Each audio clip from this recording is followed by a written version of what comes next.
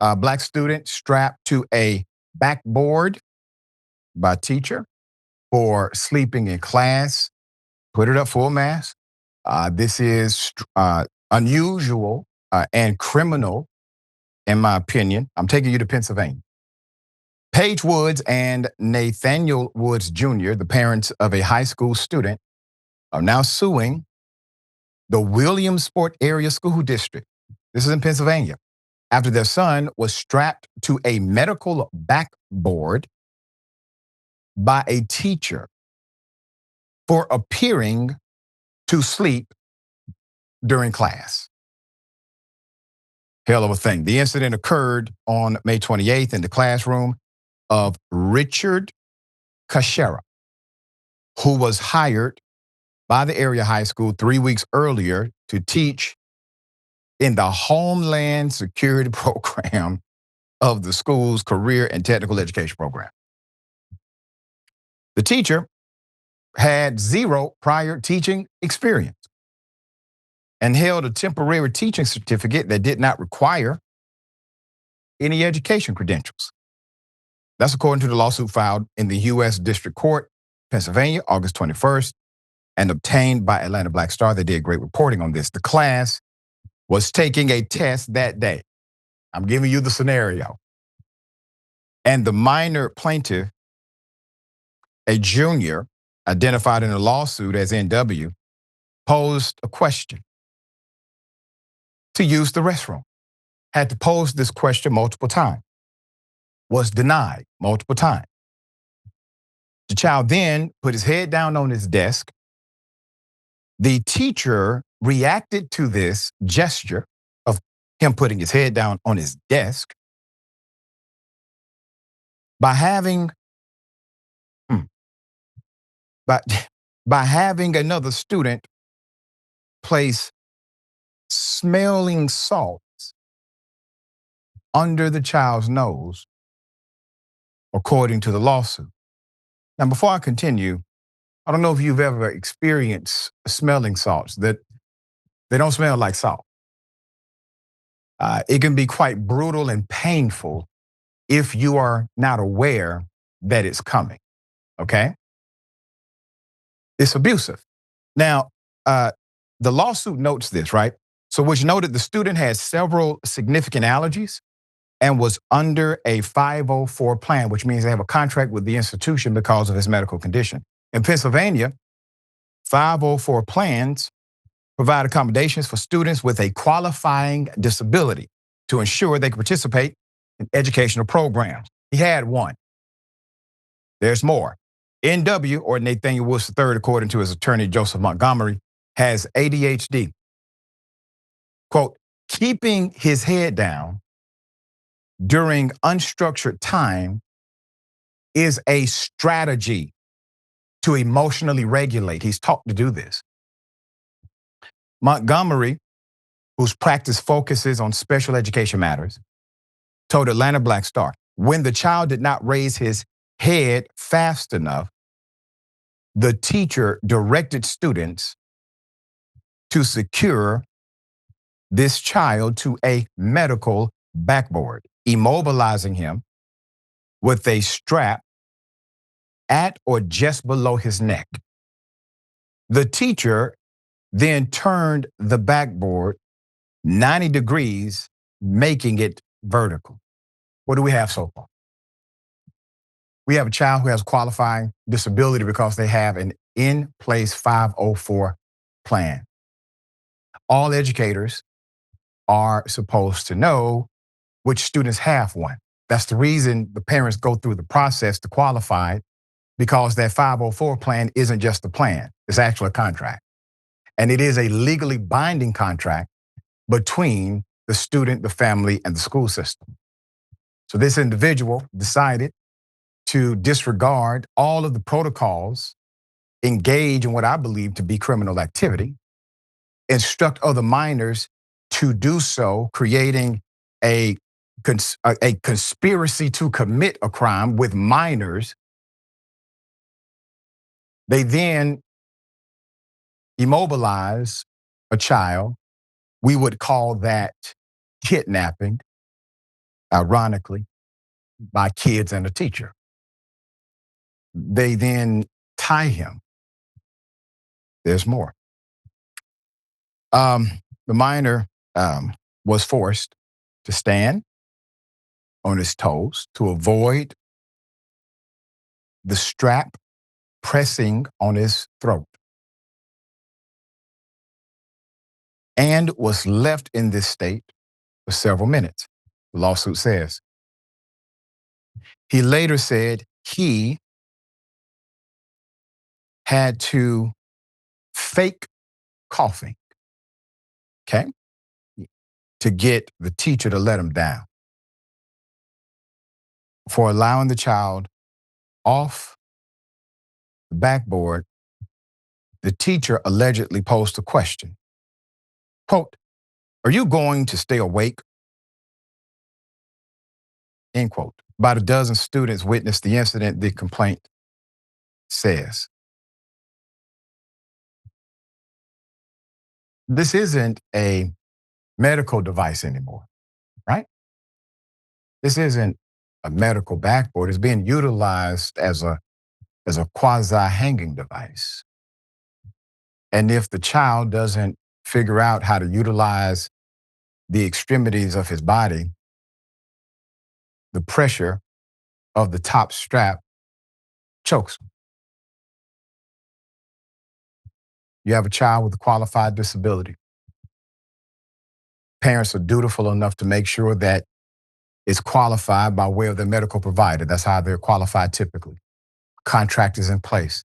School systems do not freely sign those contracts because they know it creates additional liability for the institution.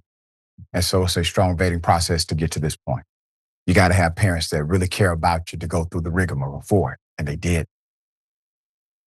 The student utilizes the strategy that is taught. It's a mitigation strategy to mitigate the emotional feeling from being dismissed. So he put his head down. It's unstructured activity. Put his head down. It's not violent. It's not aggressive. It's not disrespectful, and he's trained to do it. So he gets criminally treated by the school teacher. So Nathaniel was sent out of the class for asking to use the restroom and was given a 0 on the test administered that day. He was also required to serve detention for being sent out of class. The child went home, told his parents, Paige Carol Woods and Nathaniel Woods Jr. They were shocked and upset. They contacted school faculty and administrators and demanded an explanation immediately. He got a 0 on the test. Had additional punishment beyond that, in addition to the punishment received in class. The only person that had a 0 that day is that school teacher. The only one. Alicia Differ, the associate principal, was, quote, astonished to learn from the parents' NW's version of events and got Matthew Fisher, the school's director of career and technical education, involved, according to the complaint. Paige Woods had multiple conversations and meetings with the associate principal and Fisher over the days that followed. Both spoke with the teacher, Caschera, about the incident, who allegedly, quote, did not see the wrong what he did, the lawsuit says. This instructor also reportedly said that he was, quote, holding NW to a higher standard than his peers. NW apologized to the teacher, the complaint says, and on May 30th, his mother told Fisher that it was only fair for the teacher to apologize to her son for what he put him through. Fisher indicated this was a reasonable request and directed the teacher to do so. The following Monday, the teacher informed the student through an internal message that he had until 3 p.m. to make up the test, but then forced the student to complete the test before the end of class the complaint says. By Tuesday morning, the same teacher still had not apologized to the child. Do you still believe that this teacher is simply trying to show, tough love and is misunderstood? He just wants NW to be all he can be, right? No. His mother again contacted Fisher, contacted the administrative faculty, and regarding the apology itself and the rescheduling of the test. The teacher, however, that this whole debacle stems from, who should be concerned about posting bail money rather than giving an apology, was unable to explain his reasoning for the timing of the test. In a subsequent email with NW, Fisher and the instructor allegedly told the child, quote, "I apologize, but when I saw your head down, I went into scenario mode." The excuse that he was in scenario mode does not mesh with his prior statement when he conditioned the student being released from confinement on a promise not to sleep in class, the plaintiffs argued. The instructor became irate and emotional during the meeting, the lawsuit says. Both parents met with the instructor, met with Fisher, program director, who allegedly pulled them aside and asked them to remember, he's only been teaching 15 to 20 days.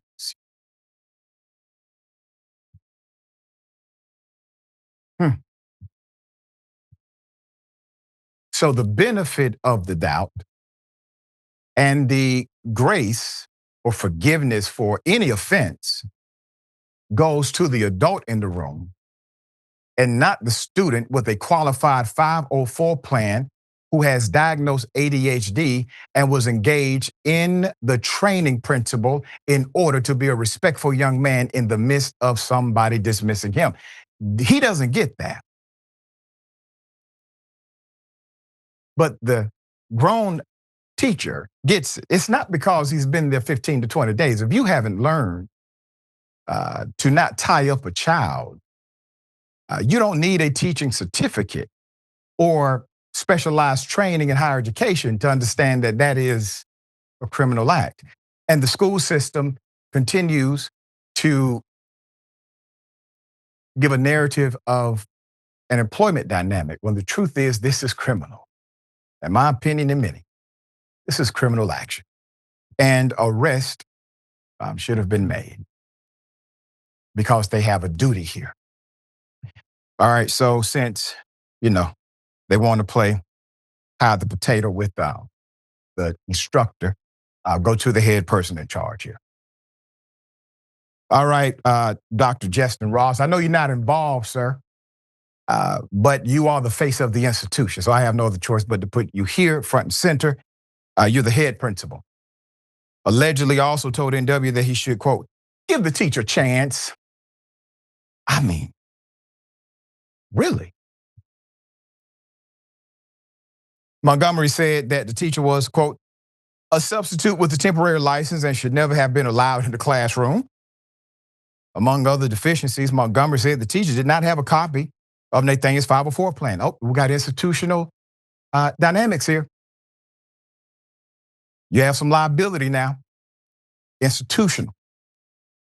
So the teacher was not given the 504 plan, which would have informed him that the student has ADHD and requires special accommodations, including extended time for test taking. Quote, well, the instructor gave his class that day was a lesson on bullying, Montgomery said. So even without him receiving the 504 plan, which is just another layer of negligence of the institution, it doesn't excuse the fact of anything that he did. Because without the 504 plan, or with the 504 plan, the actions are still quite criminal. There's more. The teacher courses are currently being covered by a long-term substitute, the complaint says. The school board accepted the instructor's resignation at a meeting on August 12th, reported sungazette.com. Since the incident, Montgomery said that Nathaniel's parents perceived that their son has lost his usual spark.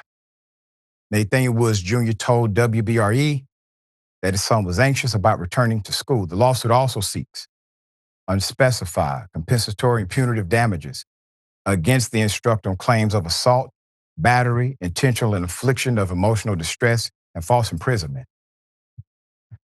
The Williamsport Area School District told reporters that it would not comment on pending litigation. The district and other defendants in the case have 21 days after being served with the lawsuit to file a response. Put up the principal again.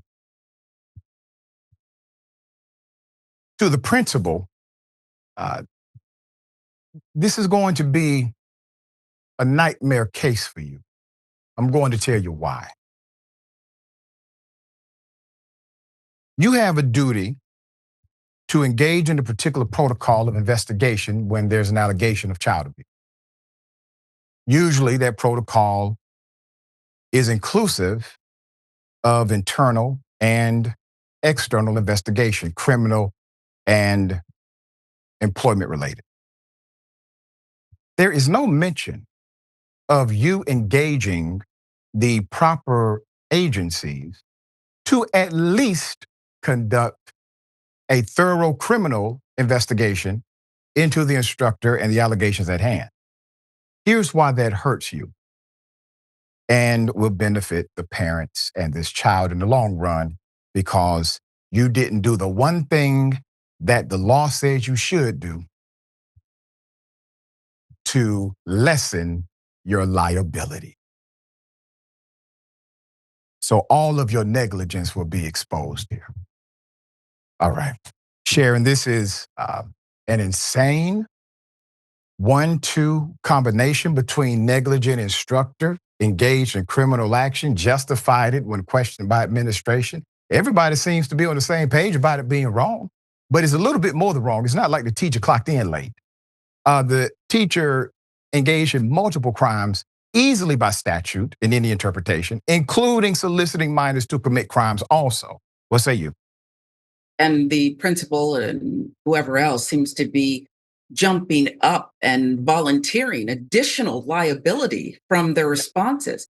This is so painful, both what this child had to endure, Doc, but it's also painful because what you've detailed is just a group of intellectually deficient people.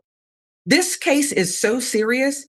This audience that we have is high bar, okay? They're so intelligent. They're so well-read. Yep. Smelling salts is barely approved by the FDA, Right. and it's for fainting only. It can kill and has killed children before. Involuntary vocal spasms and the like. It's ammonia. That's right. This is bananas. And I'll end with this. I believe you said the principal asked, give the teacher a chance. To do what? Kill him? Right. Outrageous. Yeah. All of these people are not just below standard, but they seem to be feral in their approach here.